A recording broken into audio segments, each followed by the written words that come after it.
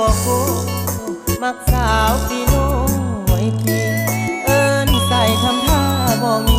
แถมน้องยุพินยังเดซบใส่นอนที่เวทียุพินเจ้านั้นบ่สนใจ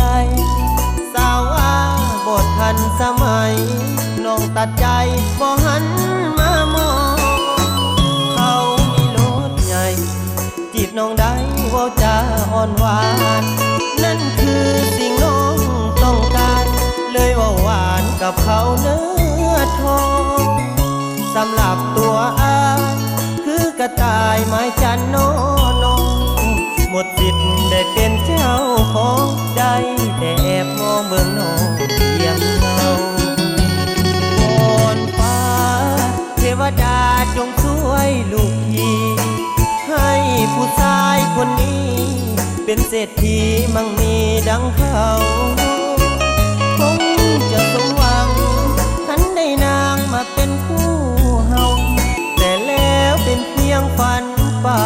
เพราะว่าเฮานั้นคิดไปเองอายคนบ่โกสาวบ่โอโซลมนำเพราะขาดทรัพย์สินเงินค่ะฐานะต้อยต่ำขาดคนย้ำเกบอกคือคนรวยดอกคนสวยขี่รถใหญ่ฟังเพลง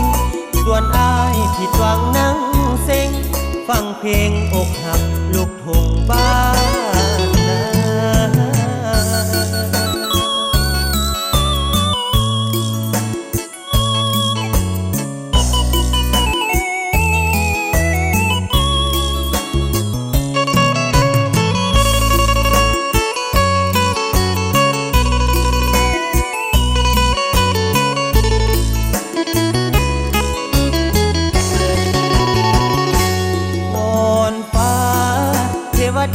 จงช่วยลูกพี่